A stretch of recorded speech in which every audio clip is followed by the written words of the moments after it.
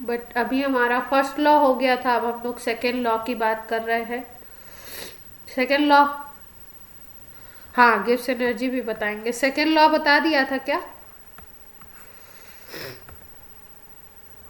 Second law हो चुका था। जीरो बताया था, फर्स्ट बताया था, है ना?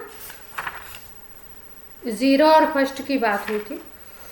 अब हम लोग आज बात कर रहे हैं सेकेंड लॉ की। अगर फर्स्ट लॉ की बात करो तो फर्स्ट लॉ कहता है कि भाई यूनिवर्स का जो एनर्जी है वो क्या है,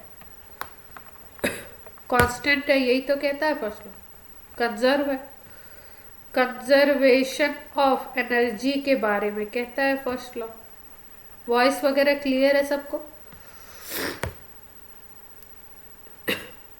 अब सेकेंड लॉ की बात अगर हम करें तो सेकेंड लॉ बोलता है कि सेकेंड लॉ में कई सारे साइंटिस्ट ने बातें कही। उसमें सबसे पहला जो था वो क्लॉसियस का स्टेटमेंट हम लोग बोलते हैं। इन्होंने क्या बोला, इन्होंने वही लो टेम्परेचर बॉडी से हाई टेम्परेचर बॉडी वाली बात कही थी। तो इन्होंने बोला no process is possible whose sole result is the transfer of heat from lower temperature body to higher temperature body। मतलब कोई भी ऐसा प्रोसेस प्रैक्टिकली पॉसिबल ही नहीं है जो लोअर टेम्परेचर की बॉडी से हायर टेम्परेचर की बॉडी में टेम्परेचर को हीट को फ्लो करवा सके। ठीक है, अनटिल अनलेस उसके ऊपर आप कोई वर्क ना करो। ठीक है, अगर आप वर्क करोगे, कोई एक्सटर्नल फोर्स लगाओगे तब तो ये काम हो जाएगा। अगर एक्सटर्नल फोर्स नहीं लगाओगे तो ये काम नहीं होगा। ठीक है, विदाउट एनी एक्सटर्नल फोर्स कोई पॉसिबल ही नहीं है, ये क्लॉसियस ने बोला था। जैसे अगर आप बात करो रेफ्रिजरेटर की, तो रेफ्रिजरेटर आपका कैसे काम करता है? रेफ्रिजरेटर में एक पार्ट होता है जिसको हम बोलते हैं कंप्रेसर। सुना है ये नाम? कंप्रेसर में क्या होता है, इसमें हीट जो है वो कोल्ड से हॉट पार्ट की तरफ जाती है। ठीक है, तभी तो जो भी मटेरियल, सपोज आपका कोई आपने वेजिटेबल 25 डिग्री सेंटीग्रेड पे ली, मतलब रूम टेम्परेचर पे आपकी ये वेजिटेबल है। वापस को इसमें आपने क्या कर दिया, इसको फ्रिज में रख दिया। जब फ्रिज में रख दिया तो यहाँ 0 डिग्री सेंटीग्रेड या उससे भी कम टेम्परेचर मिला। फ्रीज़र में अगर रख दिया तो वो क्या होगा, फ्रॉस्टेड हो जाएगी बिल्कुल। या आपने अंदर की तरफ, अंदर के पार्ट्स में रखा तो उसका टेम्परेचर डाउन हो जाएगा। तो ये जो बॉडी थी 25 पे थी, उससे टेम्परेचर डाउन पे चला जाएगा। इसका मतलब ये तो बॉडी है हॉट, और कोई ऐसा इंस्ट्रूमेंट, कुछ ऐसा मिला जिससे कि यहाँ पे टेम्परेचर कूल टू हॉट गया, तभी तो। और ये काम किया किसने? फ्रिज का जो कंप्रेसर होता है वो काम करता है, वो आपका हीट को ट्रांसफ़र करता है। देखो, जैसे अगर हम बात करें, इसको अभी एक इंजन से भी समझाएंगे, केल्विन के स्टेटमेंट की। ये प्रीवियस एग्जाम्पल प्रॉपर नहीं था इसलिए मैंने उसको रोक दिया। केल्विन के स्टेटमेंट की बात करें अगर, तो इन्होंने बोला कि नो प्रोसेस इज पॉसिबल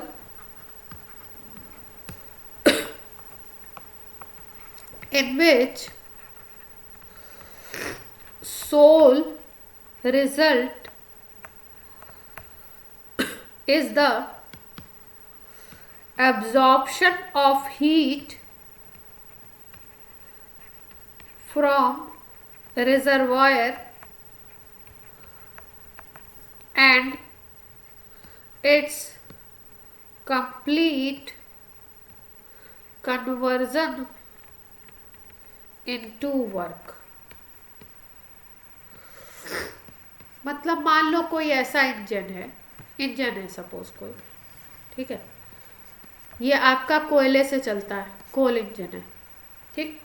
तो कोल को बर्न किया जाएगा, उससे क्या मिलेगी, हीट मिलेगी, और वो हीट इंजन में जाएगी और इंजन के थ्रू क्या होगा, वर्क होगा, है ना।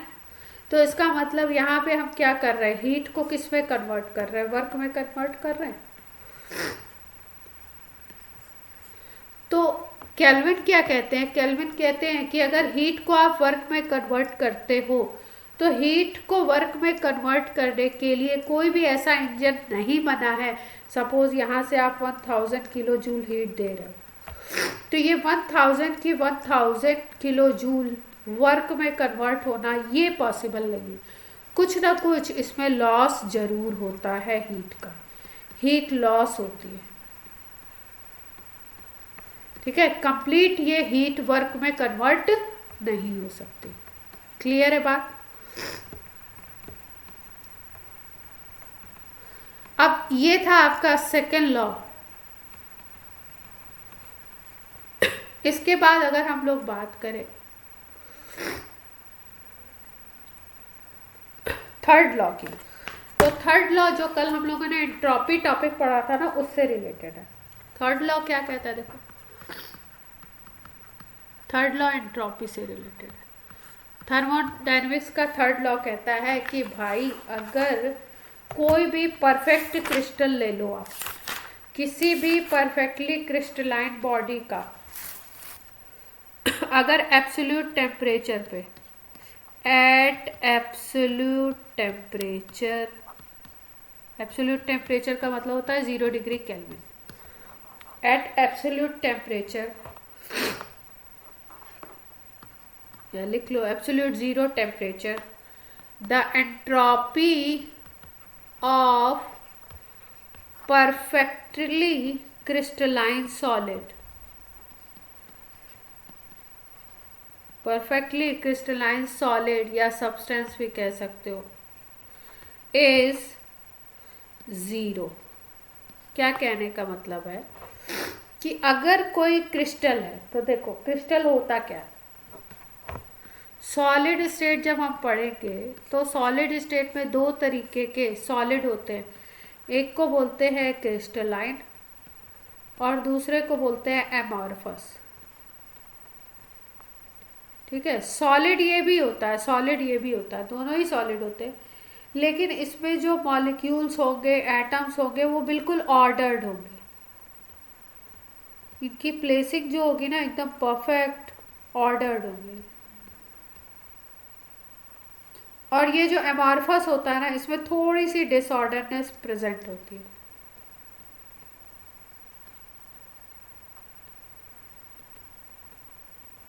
लिक्विड की तरह नहीं होगी, वो है तो सॉलिड, लेकिन सम डिसऑर्डरनेस इज प्रेजेंट। तो ये जो एमॉर्फस सॉलिड है, इसको सॉलिड की कैटेगरी में तो रख दिया गया, लेकिन ये क्रिस्टल नहीं बनाता है। जैसे ग्लास को हम लोग बोलते हैं एमॉर्फस,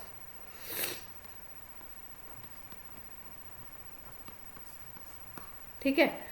तो ये जो क्रिस्टल है, इसमें क्या है, मॉलिक्यूल्स का या आयंस का या जो भी उसके एटम्स है, उनका एकदम एक परफेक्ट रेगुलर अरेंजमेंट है। मान लो ए के बाद ए आना है, ए आना है, ए आना है, फिर मान लो बी आ रहा है तो 4 बार ऐसे बी आएगा, बी आएगा, इस तरीके से। फिर मान लो ए के नीचे बी है, तो एक रेगुलर अरेंजमेंट इस तरीके का दिखाई देगा।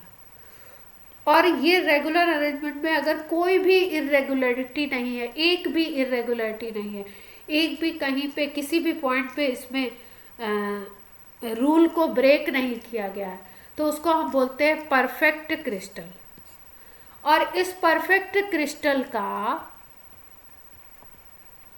अगर आप 0 डिग्री केल्विन पे परफेक्ट क्रिस्टल का मतलब क्या हो गया, ये एटम्स एकदम अपने अपने पर्टिकुलर प्लेसेस पे एकदम फिक्स हैं। अगर ये फिक्स हैं तो इनकी एंट्रोपी बोली जाती है कि ज़ीरो है। एंट्रोपी ज़ीरो बोलने का क्या मतलब है कि भाई इसमें एकदम परफेक्ट अरेंजमेंट है, एकदम पैक स्ट्रक्चर है। तो एंट्रोपी का मतलब होता है कि मॉलिक्यूल्स की डिसऑर्डरनेस, मॉलिक्यूल्स इधर उधर जो भागते हैं, जो रैंडमनेस होती है उसी को एंट्रोपी कहते हैं। तो यहाँ पे एंट्रोपी क्या होगा, ज़ीरो। क्लियर है बात। और होता भी क्यों ऐसा है, क्योंकि 0 डिग्री केल्विन पे क्या होगा, मॉलिक्यूल्स की काइनेटिक एनर्जी भी तो ज़ीरो हो जाएगी। मॉलिक्यूल्स की काइनेटिक एनर्जी ज़ीरो हो जाएगी 0 डिग्री केल्विन पे।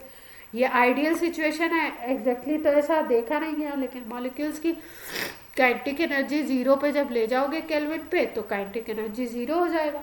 काइनेटिक एनर्जी ज़ीरो है, परफेक्ट क्रिस्टल है, तो उसका एंट्रोपी का तो उसमें सवाल ही नहीं उठता। एंट्रोपी का मतलब होता है डिसऑर्डरनेस।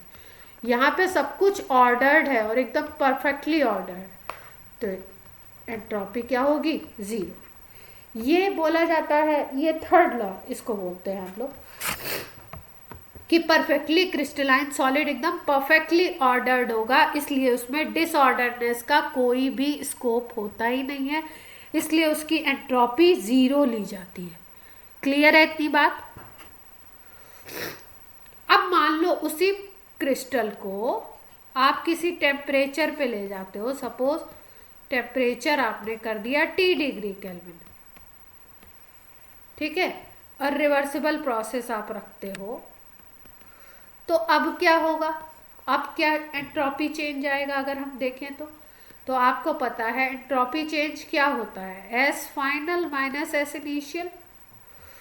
शुरू में उसको हमने 0 डिग्री केल्विन पे अगर एंट्रोपी बोलो तो एस ज़ीरो बोल सकते हो, जिसकी वैल्यू ज़ीरो है, तो इनिशियल क्या हो गया, एस ज़ीरो, और फाइनल टी टेम्परेचर पे एंट्रोपी है।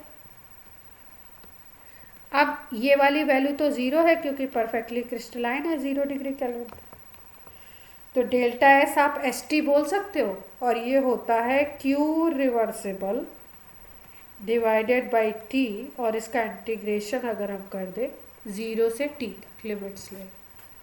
क्लियर है बात। क्योंकि टेम्परेचर आप इंक्रीज करोगे, 0 से बढ़ाओगे, तो उसमें डिसऑर्डरनेस तो बढ़ेगी ना, फिर तो आएगी डिसऑर्डरनेस। और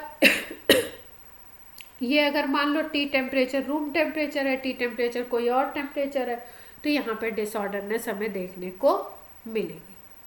इतनी बात क्लियर है।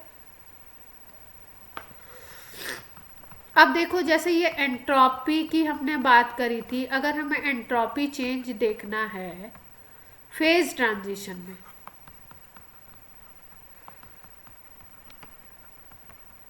फेज ट्रांजिशन का मतलब है फेज चेंज हो रहा है, सॉलिड से लिक्विड बन रहा है या लिक्विड से सॉलिड बन रहा है, ऐसा कुछ है, ठीक है।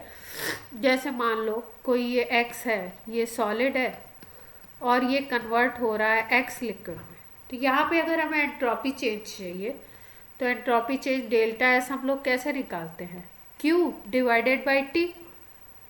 अब सॉलिड से लिक्विड में अगर कन्वर्जन होता है तो वो तो आपको पता है किस पे होता है, मेल्टिंग पॉइंट पे होता है, क्योंकि ये प्रोसेस कौन सा है, फ्यूजन है ना। इस प्रोसेस को हम बोलते हैं फ्यूजन, सॉलिड टू लिक्विड। ये होता है कांस्टेंट टेम्परेचर मेल्टिंग पॉइंट पे।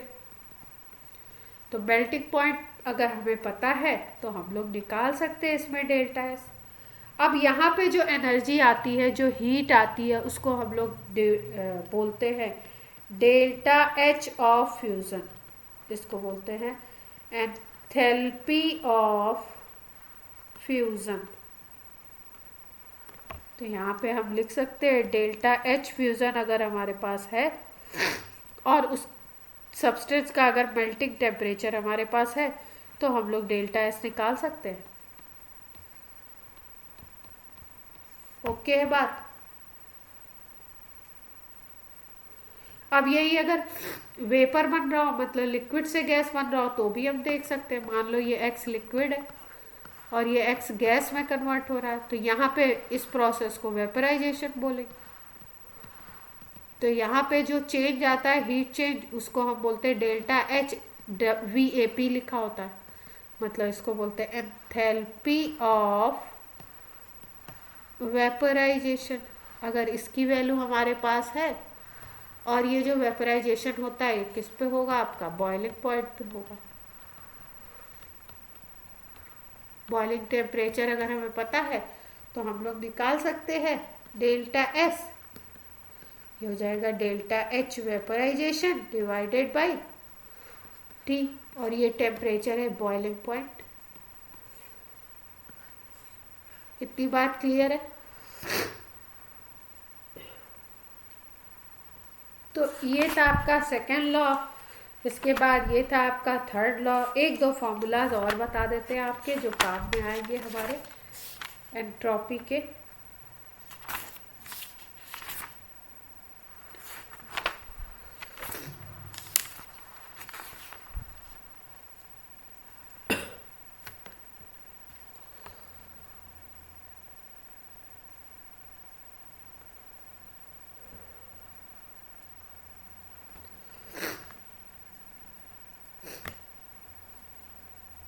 अच्छा, एक पॉइंट और याद रखेंगे, डेल्टा एस पॉजिटिव है निगेटिव है, ये हम लोग देखना जानते थे। ठीक है, तो अगर आपको सपोज ऐसे लिखा हुआ है, क्वेश्चन है ऐसे लिखा हुआ है,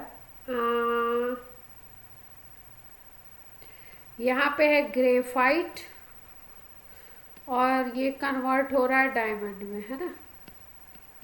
तो पूछ रहे हैं कि डायमंड की एंट्रोपी ज़्यादा होगी कि ग्रेफाइट की एंट्रोपी ज़्यादा होगी, ये पूछा गया। एस ऑफ डायमंड,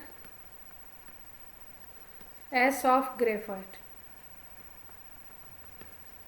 या S of graphite S of diamond, ऐसा होगा,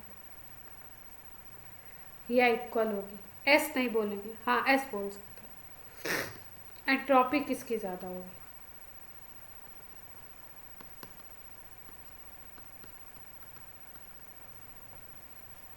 तीन ऑप्शन है अपने पास। ठीक है, अब देखो, अगर हम लोग बात करें ना कि डायमंड और ग्रेफाइट होते क्या है, कार्बन के एलोट्रोप होते,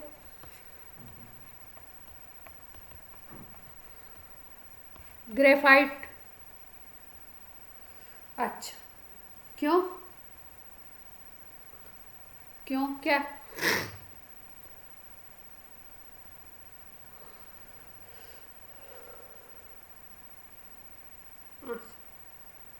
और ग्रेफाइट ऑर्डर्ड कम है, ऐसा है? अच्छा, हाँ देखो, इसका स्ट्रक्चर अगर हम लोग स्ट्रक्चर वाइज, स्ट्रक्चरल जब प्रॉपर्टीज देखेंगे हम इसकी पी ब्लॉक में, तो स्ट्रक्चरल प्रॉपर्टीज से आपको पता लगेगा कि जो डायमंड है उसमें डिसऑर्डरनेस आपकी कम है। स्ट्रक्चर कुछ इस तरीके का है, क्रिस्टल है बिल्कुल। और ग्रेफाइट जो है आपका, उसका जो स्ट्रक्चर है उसमें डिसऑर्डरनेस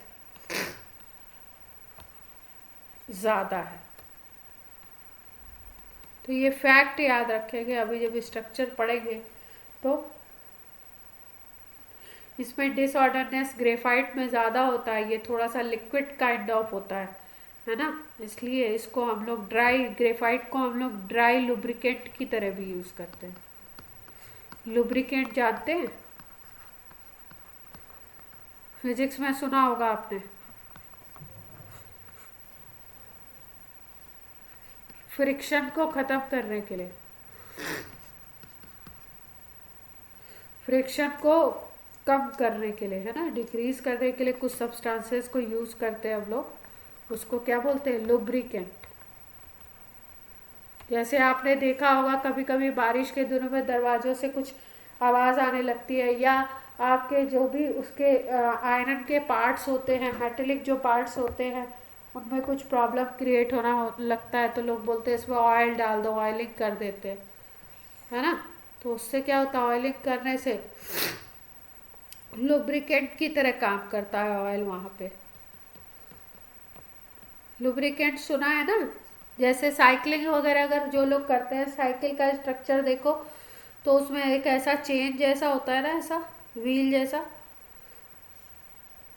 हाँ, अब ये यहाँ पे क्या होता है, अगर यहाँ पे फ्रिक्शन बहुत ज़्यादा है तो जब साइकिलिंग करेंगे हम लोग तो उसमें साइकिल के जो ये व्हील है, इसको इस चेन पे मूव करने के लिए क्या होगा, प्रॉब्लम होगी, मतलब ज़्यादा आपको फोर्स लगाना पड़ेगा। तो इसमें एक ब्लैक कलर का सब्सटेंस जिसको बोलते हैं ग्रीजिंग करवा देते हैं जा करके, है ना। तो अगर अच्छी ग्रीजिंग हुई रहती है तो आपको इसको चलाने में क्या होता है, ईजी होता है, क्योंकि फ्रिक्शन कम हो जाता है। क्लियर है बात। तो ये जो होता है आपका ग्रेफाइट जो होता है, ये आपको थोड़ा सा इसमें सॉलिड अरेंजमेंट कम होता है, लिक्विड काइंड ऑफ अरेंजमेंट कह सकते हो आप, हालांकि ये सॉलिड है, बट इसमें डायमंड के कंपैरिजन में क्रिस्टलाइन जो स्ट्रक्चर है वो उतना परफेक्ट नहीं है जितना डायमंड में। इसलिए क्रिस्टलाइन स्ट्रक्चर अगर किसी में ज़्यादा होगा तो क्रिस्टल प्रॉपर्टी सॉलिड की होती है, और क्रिस्टलाइन प्रॉपर्टी अगर किसी में कम है इसका मतलब उसमें डिसऑर्डरनेस ज़्यादा होगी। तो ग्रेफाइट में डिसऑर्डरनेस आपकी ज़्यादा होती है और डायमंड में कम होती है। ओके है इतनी बात। अब हम लोग बात कर लेते हैं, मैं आपको बता रही थी ना, एक दो फॉर्मूलाज बताने हैं हमको जो हमारे काम के होंगे।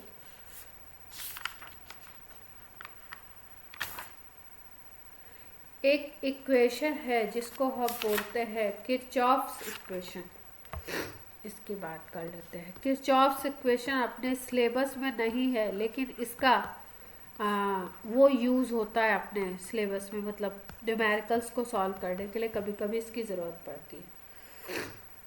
ये किरचॉफ्स इक्वेशन है आपका, अगर दो रिएक्शंस के लिए एंथैल्पी दिया हो, तो एंथैल्पी चेंज दिया हो तो हम किरचॉफ्स इक्वेशन लगाते हैं। कैसे, delta H R T2 minus delta H R T1 is equal to delta CP R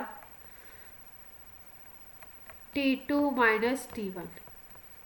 ये इक्वेशन याद रखेंगे, ये हमारे काम आएगी, अभी हम लोग इस पर कुछ न्यूमेरिकल्स करेंगे।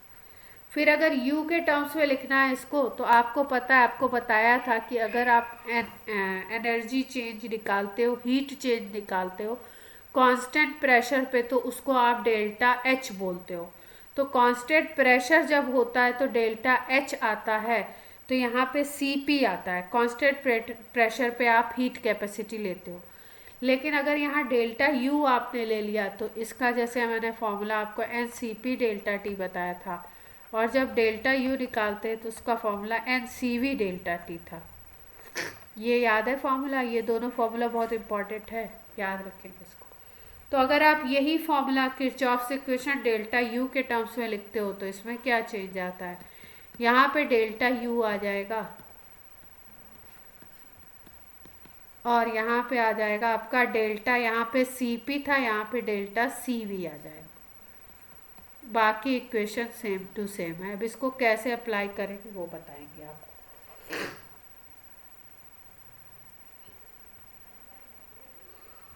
देखो, एंथैल्पी चेंज अगर हम लोग देख रहे हैं दो टेम्परेचर पे, ठीक है, कोई रिएक्शन है, मान लो A से B में बन रहा है, C प्लस D बन रहा है, ये कोई रिएक्शन हो रहा है, ठीक है। इस रिएक्शन के लिए एंथैल्पी चेंज एक बार T1 टेम्परेचर पे, एक बार T2 पे, इसके लिए डेल्टा H दिया हुआ है इस इक्वेशन के लिए, ठीक है। तो T1 टेम्परेचर और T2 टेम्परेचर पे अगर एंथैल्पी चेंज हमें गिवन है तो हम लोग इसमें इन सब में रिलेशन क्या होता है, उस रिलेशन को ही बोलते हैं किरचॉफ्स इक्वेशन। तो अगर कोई टेम्परेचर T2 है उस पर डेल्टा HR हम डिनोट करते हैं ये, तो उसमें से माइनस अगर T1 टेम्परेचर वाली डेल्टा H को करें तो वो इक्वल टू आता है delta CP reactant. CP reactant का मतलब है जो भी रिएक्टेंट है उनकी CP का चेंज निकाल लो, दोनों की CP का चेंज, और फिर उसको मल्टीप्लाई कर दो इस टेम्परेचर डिफरेंस से, तब इस इक्वेशन को हम लोग कहते हैं किरचॉफ्स इक्वेशन।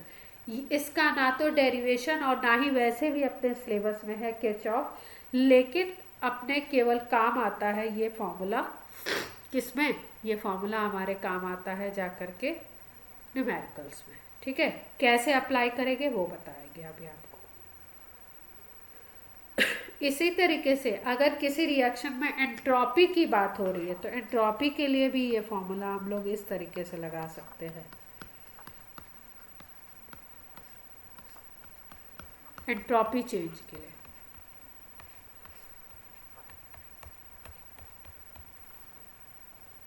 ये T2 T1 है, और यहाँ पे अगर हम लोग P1 P2 लेना चाहें तो उस पर हम लोग ऐसे ले सकते हैं।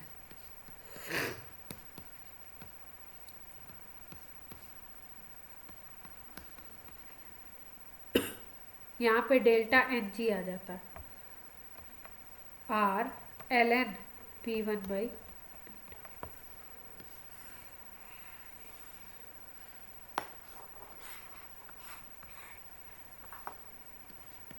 ठीक है, अब इसका यूज़ कैसे करेंगे वो एक क्वेश्चन के थ्रू हम लोग देख लें, इसका यूज़ कैसे करेंगे।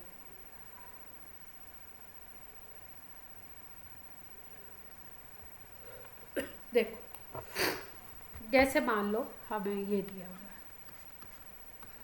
है N2 + 2O2 gives 2NO2, ये रिएक्शन है। ठीक है, गिवन एट 1 atm, 1 atm पे क्या क्या दिया हुआ है?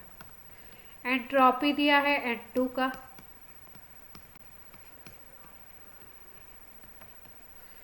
एंट्रोपी दिया हुआ है O2 का,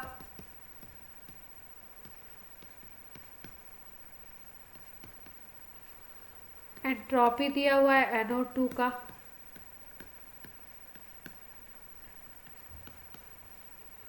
और Cp दिया हुआ है इन सब का। Cp N2 का दिया हुआ है, Cp O2 का दिया हुआ है, और Cp NO2 का दिया हुआ है। सारी गैसेस के लिए Cp की भी वैल्यू दी हुई है, सेम यूनिट है यही वाली। ठीक है, अब कैलकुलेट क्या करना है वो देख लें। Calculate delta S at 300 kelvin and 1 atm pressure. 1 atm pressure और 300 केल्विन पे डेल्टा एस निकालना है, और दूसरा ये जो दिया हुआ है ये 300 केल्विन पे भी है, और दूसरा आपको निकालना है delta S at 400 kelvin and 1 atm pressure. ठीक है, अब देखो ये जितनी कंडीशंस दी हुई हैं सारी 1 atm और 300 केल्विन पे ही दी हुई हैं। तो ऐसे केसेस में जब रिएक्टेंट और प्रोडक्ट सबकी एंट्रोपी दी हुई हो तो हमें डेल्टा एस अगर निकालना है तो हम लोग क्या करते हैं, प्रोडक्ट की एंट्रोपी माइनस रिएक्टेंट की एंट्रोपी कर देते हैं, और उसमें जो आपके नंबर्स होते हैं उनका ध्यान रखते हैं। मतलब बैलेंस इक्वेशन में जो स्टैइकोमेट्रिक कोफिशिएंट होंगे उनका ध्यान रखेंगे। ठीक है, तो क्या करना है, अगर आपको डेल्टा एस निकालना है किसी रिएक्शन का तो आप कैसे निकालोगे? Entropy of product minus entropy of reactant करोगे। क्लियर है यहाँ तक बात? प्रोडक्ट की एंट्रोपी माइनस रिएक्टेंट की एंट्रोपी अगर रिएक्शन में निकालना है तो, और रिएक्शन में अगर कोई प्रोडक्ट या रिएक्टेंट में ये जो नंबर होगा आगे वाला वो भी मल्टीप्लाई होगा। तो अगर यहाँ पे हम लिखें तो हम ऐसे लिख सकते हैं क्या, SnO2 minus SN2 minus SO2, क्योंकि ये दोनों रिएक्टेंट है और ये क्या है, प्रोडक्ट है। अब इसके आगे जो नंबर है उनको भी मल्टीप्लाई करना पड़ेगा। ये NO2 के आगे 2 है, O2 के आगे 2 है, और यहाँ पे स्टैइकोमेट्रिक कोफिशिएंट जो होता है इसके आगे तो 1 है और इसके आगे आपका 2। अब डेल्टा एस निकल जाएगा। ये 300 केल्विन और 1 एटीएम पे ये सारी वैल्यूज दी हुई थी, इसलिए ये 300 केल्विन और 1 एटीएम पे ही निकलेगा। तो NO2 की अगर देखो तो कितनी दी हुई थी एंट्रोपी, 240, ये 220 और ये 180, तो ये 240 हो गया और इसका कितना दिया हुआ है, N2 का 180 दिया है।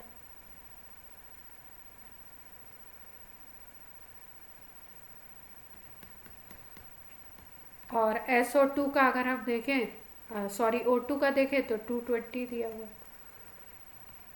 तो ऐसे कर लेंगे अगर रिएक्टेंट और प्रोडक्ट की एंट्रोपी पता हो। तो रिएक्शन के लिए एंट्रोपी चेंज निकाल लेंगे, इसको बोलेंगे एंट्रोपी चेंज फॉर रिएक्शन या ऑफ रिएक्शन। ये 180 आ जाएगा और ये कितना आएगा 440, तो माइनस कर दो तो कितना आ जाएगा, -140 आ जाएगा। क्लियर है बात?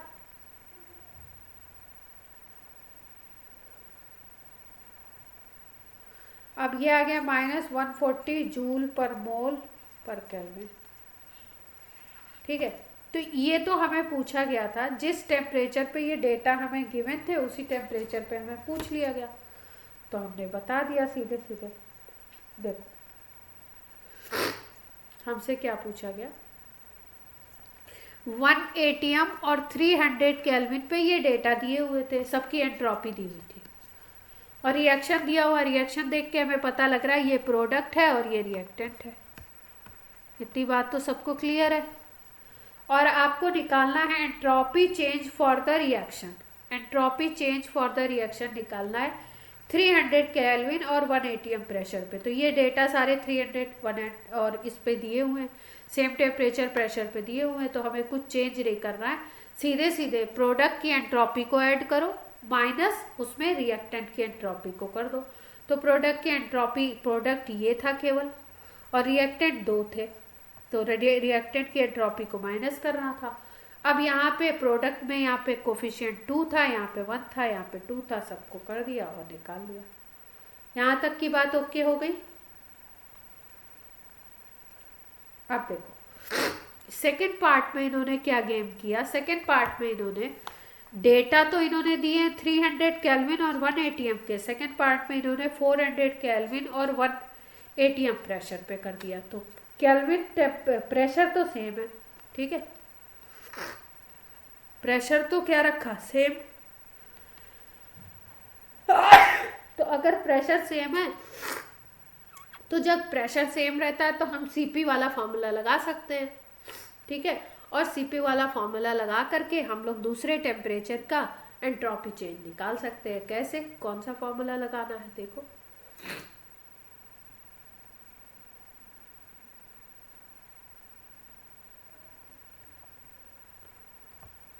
हमें अगर निकालना है डेल्टा, हाँ देखो ये फार्मूला लगाइए, डेल्टा एस रिएक्शन निकालना है 400 केल्विन पे, ठीक है। तो क्या करो, डेल्टा एस रिएक्शन 300 केल्विन पे निकाल लो और 300 केल्विन में delta CP of reaction ln T2 by T1 कर दो। ये आ जाएगा आपका एंट्रोपी चेंज एट 400 केल्विन। कैसे निकला 400 पे निकालना है, 300 हमारा 140 था। डेल्टा सीपी देख लेते हैं। अब डेल्टा सीपी भी कैसे निकलेगा, उसी तरीके से जैसे डेल्टा एस निकला था। कैसे, डेल्टा सीपी रिएक्शन के लिए निकालना है तो CP of product minus CP of reactant करेंगे।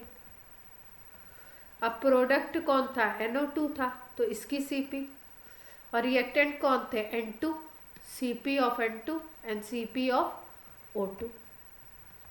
अब इसमें भी स्टैइकोमेट्रिक कोफिशिएंट को देखना है, तो NO2 के साथ कोफिशिएंट 2 था, NO2 के साथ 2, O2 के साथ 2, इसके साथ 1। तो ये भी देखना हमको, तो ये भी निकाल लेते हैं। यहाँ 2, यहाँ 1, यहाँ 2। अब ये वैल्यूज क्वेश्चन में दी हुई है। Cp ऑफ NO2 दिया हुआ है 40, N2 का दिया हुआ है 30 और O2 का दिया हुआ है 30। अब ये वैल्यू कितनी आ जाएगी? 80 हो गया, -30, 80 - 90 हो गया ना। तो ये आ गया आपका -10 डेल्टा CPR। अब ये -10 आ गया, अब ये वैल्यू रख लो, ये -10। अब ये आ गया ln। T2 आपका टेम्परेचर 400 है और T1 टेम्परेचर 300 था, तो वैल्यू निकल आएगी।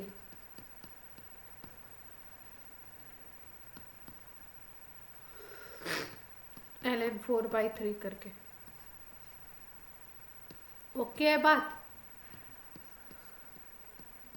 कैलकुलेट कर लेंगे ऐसे।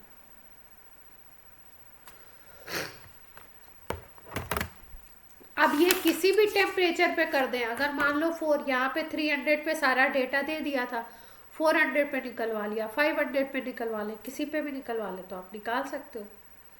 ठीक है।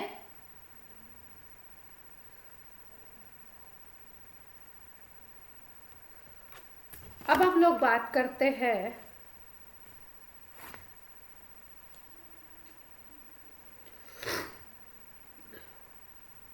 यही था ना।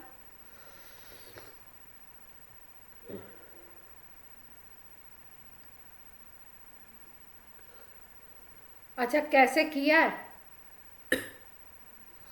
ये जो 400 डिनोट कर रहा है, ये तो टेम्परेचर को डिनोट कर रहा है।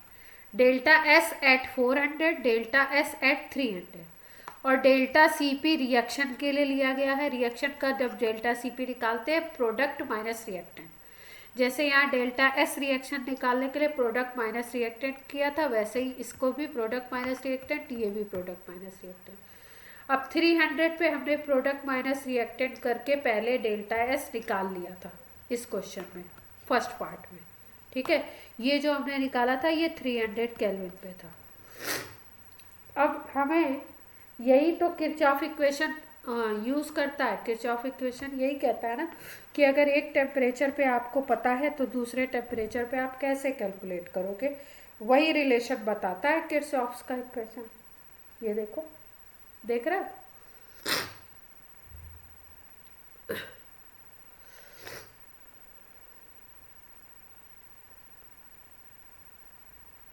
हाँ हाँ हाँ हाँ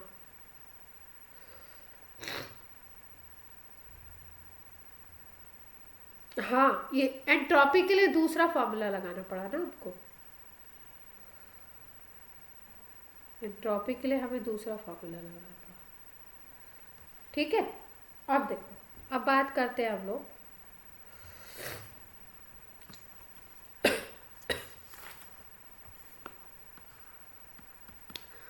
गिब्स फ्री एनर्जी पे आ जाते हैं ना। पहले ये जो टर्म था G, इसको गिब्स फ्री एनर्जी बोला जाता था, गिब्स साइंटिस्ट का नेम है। अभी कुछ टाइम से ये फ्री एनर्जी वर्ड इससे हटा दिया गया है, इसको गिब्स एनर्जी बोलते हैं।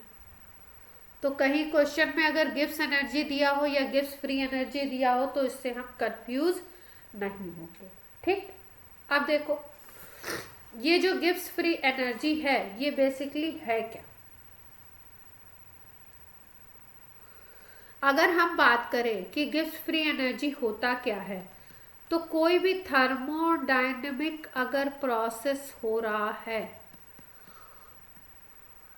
तो उस थर्मोडायनेमिक प्रोसेस में जो भी आपका यूजफुल वर्क कैलकुलेट होगा, जो भी यूजफुल वर्क ऑब्टेन होगा उससे, उसको अगर आप मेजर करते हो तो वो होता है गिब्स एनर्जी या गिब्स फ्री एनर्जी। ठीक है। और ये जो वर्क होता है, यूजफुल वर्क, ये हम लोग बोलते हैं कि ये जो यूजफुल वर्क है, इसको डेल्टा जी मतलब change in Gibbs free energy से निकालते हैं। जैसे हम लोग ने बात करी थी ना कि एंथैल्पी हम नहीं निकालते हैं, हम लोग क्या निकालते हैं हम लोग डेल्टा एच कैलकुलेट कर पाते हैं। एच कैलकुलेट करना टफ होता है। वैसे ही गिब्स फ्री एनर्जी आपका ये जो वर्क है इसके ऊपर डिपेंड करता है, उस वर्क के मेजरमेंट को बताता है। और डेल्टा जी होता है change in Gibbs free energy. अगर ये देखना है तो इससे हमें पता चलता है कि सिस्टम के द्वारा कितना नॉन मैकेनिकल वर्क हुआ है। वर्क कौन सा है ये? नॉन मैकेनिकल इसको बोलते हैं हम लोग। ओके है इतनी बात?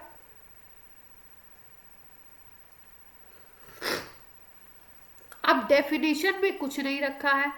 गिब्स फ्री एनर्जी का काम क्या है, गिब्स फ्री एनर्जी किसके किसके ऊपर डिपेंड करेगी, ये सब बातें हमारे लिए इम्पॉर्टेंट है। या गिब्स एनर्जी किसके ऊपर डिपेंड करेगी। गिब्स एनर्जी को अगर देखें तो ये प्रेशर और टेम्परेचर का फंक्शन होती है। मतलब प्रेशर चेंज करोगे, टेम्परेचर चेंज करोगे, तब ये चेंज होगी। और इसको हम ऐसे लिखते हैं U plus P V minus T S. ये फॉर्मूला निकाला गया। अब अगर इसको हम डिफ्रेंशिएट करेंगे तो हमें जो यूजफुल फार्मूला है वो ये मिलेगा। अगर डिफ्रेंशिएट करेंगे तो आगे का फार्मूला मिलेगा। U और PV को मिला करके हम लोग लिखते हैं H माइनस टी एस। इस तरीके से लिख सकते हैं हम, क्योंकि H को हम लिखते हैं U प्लस PV। इसी से तो हमने फॉर्मूला बनाया था delta H is equal to delta U plus P delta V। ये बना था ना एक फॉर्मूला अपना प्रीवियस, जिसको हम न्यूमेरिकल से बहुत यूज़ करेंगे। तो इसी के उसमें हम लोग इसको U प्लस पी वी को हमने H लिख दिया, इसको माइनस टी डेल्टा एस लिख दिया। अब अगर हम चेंज की बात करें, जो अगला फार्मूला जो बनेगा हमारा डिफ्रेंशिएट करके, वो हमारा फार्मूला बनेगा delta H is equal to delta G is equal to delta H minus T delta S. अगर हम चेंज की बात करें तो ये आएगा delta H minus T delta S. ये है आपका गिब्स फ्री एनर्जी या गिब्स एनर्जी चेंज।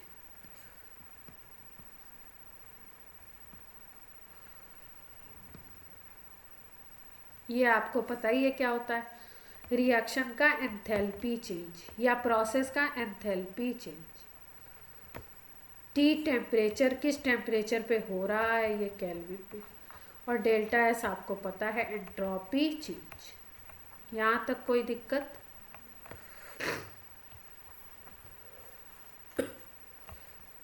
तो ये किसके लिए बताया जा रहा है? ये बताया जा रहा है आपका नॉन मैकेनिकल वर्क के लिए। और अगर हम बात करें कि भाई इसका हमने बोल दिया नॉन मैकेनिकल वर्क होता है, तो उसमें पीवी वर्क भी ले सकते हैं हम लोग, ये सब बातें की जा रही हैं। लेकिन इसका जो मेन यूज़ है वो हम लोग क्या करते हैं, वो हम लोग डेल्टा जी को मेनली यूज़ करते हैं फॉर स्पॉन्टेनिटी चेक करने के लिए कि भाई रिएक्शन स्पॉन्टेनियस है, अपने आप होगा या नहीं होगा। उसके लिए हम लोग इसको डेल्टा जी को चेक करते हैं। तो आपको बताया था मैंने कि डेल्टा जी की वैल्यू क्या क्या होती है। और अपना कोई भी सिस्टम हो, कोई भी थर्मोडायनेमिक सिस्टम हो, वो हमेशा चाहता है कि उसकी फ्री एनर्जी मिनिमम हो जाए। उसकी टेंडेंसी क्या होती है कि वो फ्री एनर्जी की वैल्यू को मिनिमम करे, मतलब फ्री एनर्जी की वैल्यू को कम करना चाहता है सिस्टम। किसी भी सिस्टम की अगर बात करें तो वो अपनी फ्री एनर्जी को कम करना चाहता है। तो अगर हम बात करें क्राइटेरिया फॉर, कहाँ गया,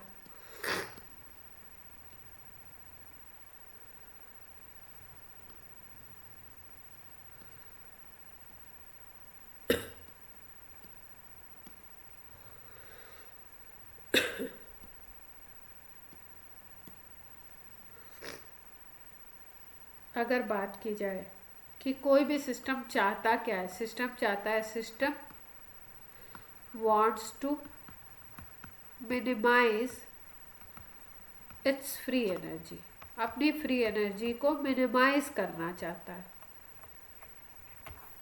ठीक है, इसका मतलब डेल्टा जी को वो कम करना चाहता है। तो कभी भी वो प्रोसेस जिसमें डेल्टा जी आपका 0 से ज़्यादा होगा, 0 से ज़्यादा का मतलब डेल्टा जी की वैल्यू अगर पॉजिटिव है तो प्रोसेस नॉन स्पॉन्टेनियस होता है। ये याद रखेंगे, बड़ा इम्पॉर्टेंट टर्म है। डेल्टा जी अगर लेस देन 0 है, मतलब डेल्टा जी की वैल्यू अगर निगेटिव आती है तो प्रोसेस स्पॉन्टेनियस, मतलब अपने आप होगा, कोई वर्क नहीं करना पड़ेगा। और डेल्टा जी अगर 0 आता है तो प्रोसेस इक्विलिब्रियम में है। ये तीनों कंडीशन याद रखेंगे। डेल्टा जी का जो मेन काम है वो यही है, यही काम में हम लोग लेते हैं, इसी को हम लोग यूज़ करते हैं और यूज़ करके बताते हैं रिएक्शन स्पॉन्टेनियस है या नॉन स्पॉन्टेनियस है। ठीक है, अब देखो जैसे मान लो कोई रिएक्शन लिखा है, सपोज आपको कोई रिएक्शन लिखा हुआ है ना, ये ए से बनाता है बी और इसके लिए बोला स्पॉन्टेनियस है ये प्रोसेस। ठीक है, इसके लिए डेल्टा जी की वैल्यू निगेटिव है। तो हमेशा ध्यान रखेंगे कि अगर प्रोसेस रिवर्स हो रहा है, रिएक्शन अगर रिवर्स हो रहा है, तो जो चीज़ स्पॉन्टेनियस है वो नॉन स्पॉन्टेनियस बन जाएगी। मतलब अगर बी से ए बनता है तो अगर ये स्पॉन्टेनियस था तो ये इसका जस्ट रिवर्स होगा, नॉन स्पॉन्टेनियस। बात समझ आती है? डेल्टा जी क्या हो जाएगा? पॉजिटिव। अगर यहाँ डेल्टा जी निगेटिव था तो यहाँ डेल्टा जी पॉजिटिव होगा। अगर रिएक्टेंट और प्रोडक्ट एकदम सेम है और रिएक्टेंट प्रोडक्ट की केवल पोजीशन चेंज की जा रही है, मतलब रिवर्स किया जा रहा है, तो प्रोसेस भी जस्ट रिवर्स हो जाता है। डेल्टा जी की वैल्यू अगर यहाँ निगेटिव है तो यहाँ पॉजिटिव हो जाएगी, अगर यहाँ पॉजिटिव है तो यहाँ निगेटिव हो जाएगी, जस्ट अपोजिट हो जाएगी, वैल्यू सेम रहेगी। वैल्यू मान लो यहाँ पे सपोज -250 थी, ठीक है, तो यहाँ पे सपोज ये एग्जांपल लिया है, तो यहाँ पे डेल्टा जी की वैल्यू क्या आ जाएगी? +250। इतनी बात क्लियर है?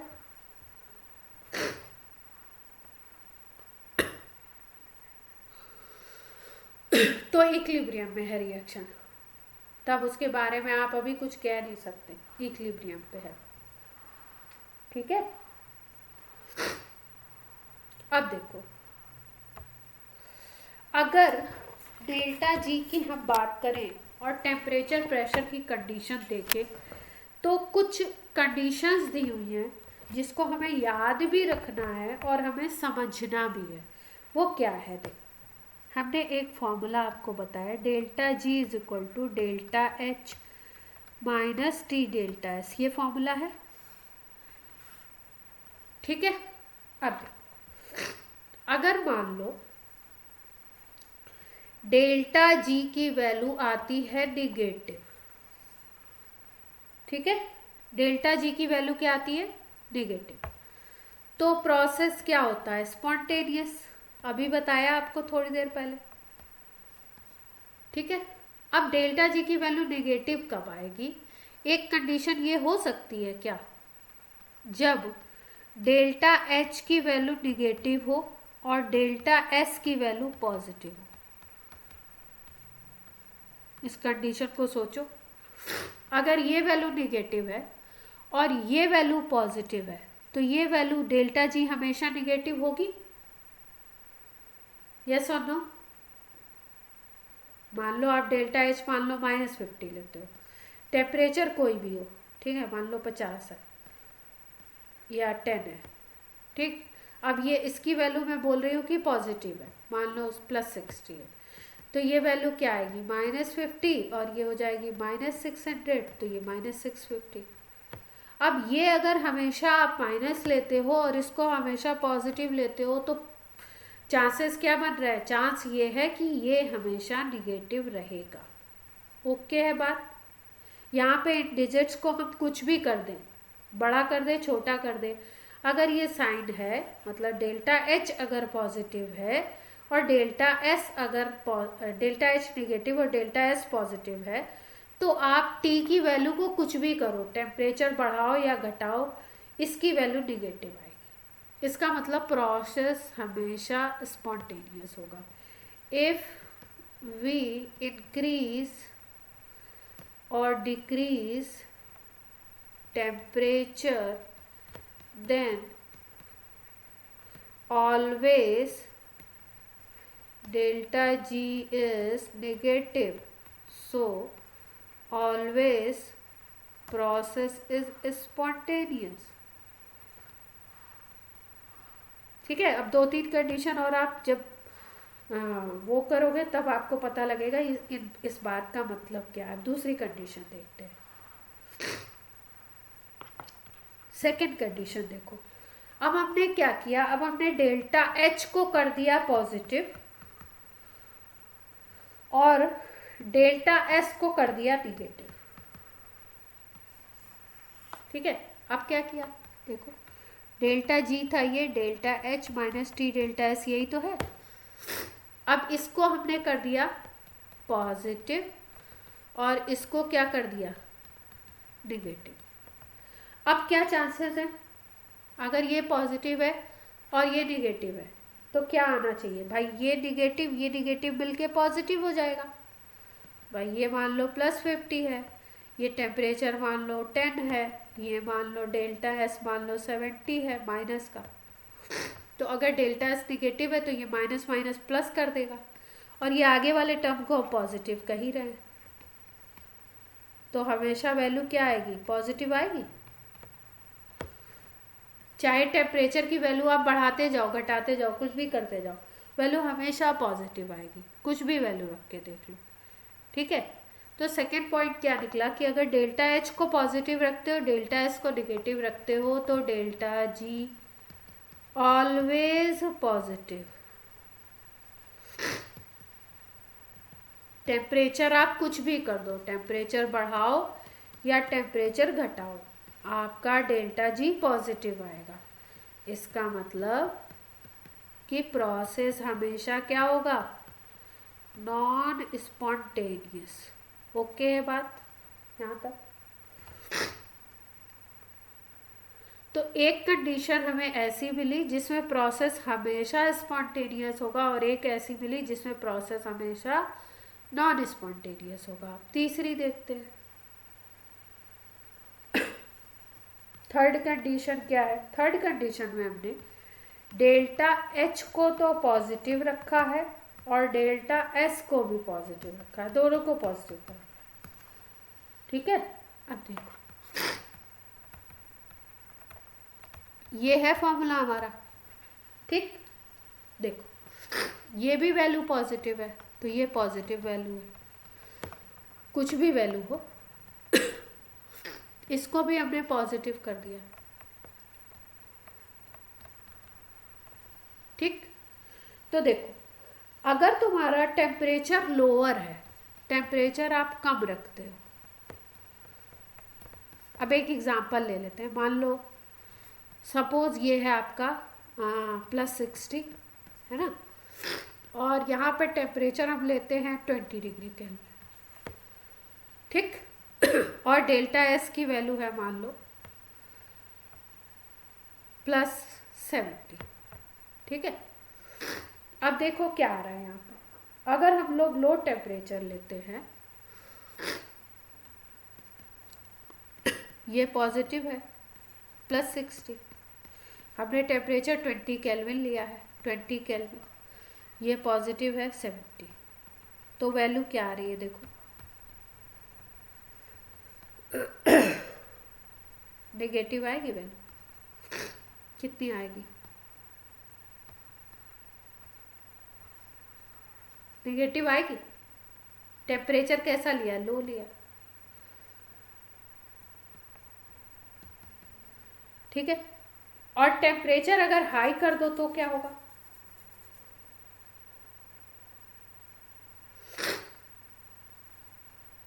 इसकी वैल्यू को बढ़ा लेते हैं थोड़ा सा। देखो इतनी वैल्यू इतनी छोटी होती नहीं है, इसको कोई एग्जैक्ट सिचुएशन लेंगे तब ज़्यादा अच्छा कंपेयर कर पाएंगे, नहीं तो रिजल्ट उल्टा आ जाएगा। जब दोनों को आप पॉजिटिव लेते हो, डेल्टा एच को भी और डेल्टा एस को भी, दोनों को अगर हम लोग पॉजिटिव के जोन में लाते हैं, तब हम ऐसा देखते हैं कि लो टेम्परेचर पे तो डेल्टा जी की वैल्यू निगेटिव आती है, लेकिन सॉरी पॉजिटिव आती है, लेकिन अगर हम लोग हाई टेम्परेचर कर देते हैं तो डेल्टा जी की वैल्यू निगेटिव आ जाती है। ठीक है, मतलब अगर टेम्परेचर तुम्हारा डाउन है, ये वैल्यू अगर कम है, ये वैल्यू कम है, तो ये वैल्यू भी छोटी आएगी मल्टीप्लिकेशन, ये स्मॉल तो ये भी स्मॉल। ठीक है, और ये मान लो बिगर वैल्यू है कोई, तो ये बिगर पॉजिटिव में से स्मॉल नेगेटिव को माइनस करोगे तो क्या होगा, पॉजिटिव वैल्यू आएगी। लेकिन अगर टेम्परेचर बहुत हाई कर दो आप, तो ये दोनों का मल्टीप्लिकेशन बहुत बड़ा आ जाएगा, बड़ी नेगेटिव वैल्यू मिल जाएगी हमको, और बड़ी नेगेटिव वैल्यू अगर मिलेगी तो ये पॉजिटिव वैल्यू से ये नेगेटिव वैल्यू अगर ज़्यादा हो जाती है, एक्सीड कर जाती है, तो ये रिजल्ट हमारा नेगेटिव आएगा। ठीक है, तो इसका मतलब हमें क्या याद रखना है कि अगर दोनों को पॉजिटिव लोगे तो लो टेम्परेचर पे तो आपका जी पॉजिटिव आएगा, और अगर टेम्परेचर हाई करोगे तो जी निगेटिव आएगा। मतलब यहाँ पे ये नॉन स्पॉन्टेनियस होगा और यहाँ पे ये स्पॉन्टेनियस होगा। इस चार्ट से एक क्वेश्चन जरूर आता है हर बार नीट में या आपका जे में, एक क्वेश्चन तो आना ही आना है इन चारों कंडीशन से। अब देखो अगली कंडीशन क्या है, एक बार हमने क्या किया, दोनों को पॉजिटिव लिया, अब एक बार दोनों को निगेटिव ले लेते हैं, इसको भी निगेटिव ले लो और इसको भी निगेटिव ले लो, इसको भी निगेटिव ले लो। अब जब इसको भी निगेटिव लोगे, इसको भी निगेटिव लोगे ना, तो दोनों कंडीशन जस्ट रिवर्स हो जाएगी। At low temperature delta G negative आएगा, और at high temperature delta G positive आएगा। ठीक है, तो यानी ये स्पॉन्टेनियस और ये नॉन स्पॉन्टेनियस। ओके है। अब अगर आप ध्यान से देखो तो आपको कंडीशन केवल, अगर आप एक कंडीशन याद रख लो तो आपकी बात बन जाएगी। आप केवल इसको याद रखो, ये वाली को, इसकी कंडीशन याद रखो कि लो पे क्या हुआ था और हाई पे क्या हुआ था, इसका जस्ट रिवर्स नेगेटिव वाले में कर दो, और इन सब का तो हम लोगों को ऐसे ही पता लग जाएगा देख करके। अगर पॉजिटिव नेगेटिव दोनों डिफर हैं तो यहाँ पे हमें वैल्यू आराम से निकालने को मिल जाएगी। इसको तो हम मैथमेटिकली देख सकते हैं। क्लियर है बात? ये चार कंडीशंस का एक चार्ट है, इस चार्ट को हम लोग ज़रूर याद रखेंगे। इस चार्ट से एक क्वेश्चन तो फंस ही जाता है, हमें पता होना चाहिए क्या क्या चीज़ें इसमें आ रही हैं। ठीक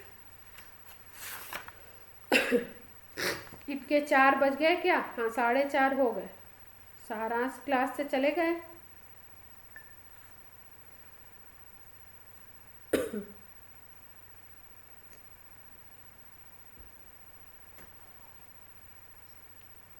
अच्छा, सारांश चले जाए? हाँ लीव कर लो बेटा, आपको कहीं जाना है ना।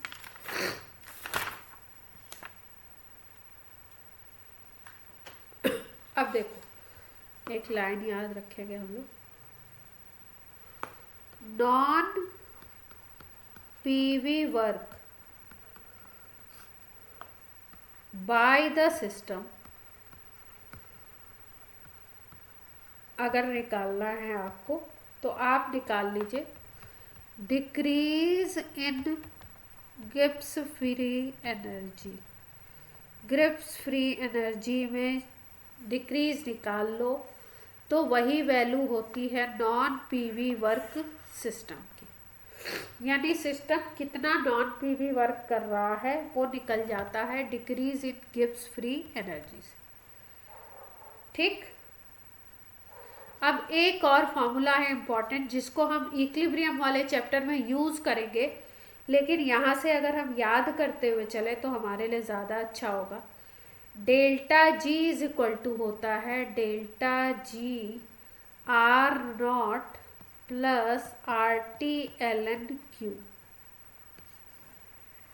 अब देखो, अभी तक हम डेल्टा जी यूज कर रहे थे, अब हमने डेल्टा जी नॉट लिख दिया।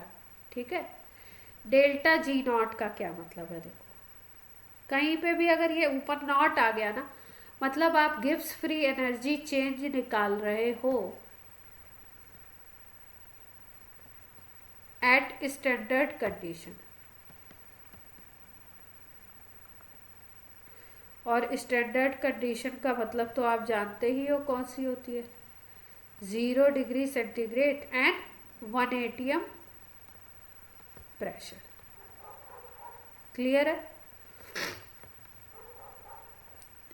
अब ये एल एन क्यू क्या है, इसको हम लोग पढ़ेंगे इक्विलिब्रियम वाले चैप्टर में। एक और फॉर्मूला साथ में याद रखते हैं हम लोग, डेल्टा जी नॉट, या वहीं पे बताएंगे उसी चैप्टर में। अगर वहीं पे यूज करना है तो वहीं बताएंगे, यहाँ पे क्यों बताएंगे। तो ये जो पार्ट था, ये अपना पार्ट था entropy, enthalpy, Gibbs free energy, first law, second law, third law. Chapter 2 parts में है। अब अगला जो पार्ट चलेगा वो अपना चलेगा थर्मोकेमिस्ट्री। बहुत इजी पार्ट है। ये जो डायनेमिक्स वाला पार्ट था ना, ये थोड़ा सा आपके दिमाग पे जोर डालता है। जैसे ही आप थर्मोकेमिस्ट्री में आओगे, इसमें थोड़ा सा ध्यान से समझ लो, आप हर क्वेश्चन आराम से कर सकते हो। थर्मोकेमिस्ट्री जो पार्ट है ना इसका, वो आप इसको कह सकते हो इस चैप्टर का हलवा part. Simple simple, plus minus, multiplication, division, ये है सिंपल। अगर आपको simple, plus minus, multiplication, division समझ आते हैं तो आप आराम से कर लो। बहुत ही इजी है थर्मोकेमिस्ट्री। ठीक है, इसको हम लोग बहुत आराम से बहुत जल्दी करेंगे। 2-3 डेफिनेशन बस याद रखेंगे, अपना पूरा चैप्टर हो जाएगा, पूरा पार्ट हो जाएगा।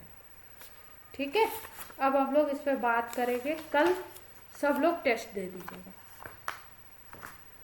चलिए बच्चा पार्टी, इसके बाद हम लोग ले लेंगे, आप लोग बोलो तो हाइड्रोकार्बन ले लें, आप लोग बोलो तो इक्विलिब्रियम ले लें। इक्विलिब्रियम ले लें, ठीक है, इक्विलिब्रियम ही ले लेंगे। ठीक है, चलिए बच्चों, बाय बाय। हाँ।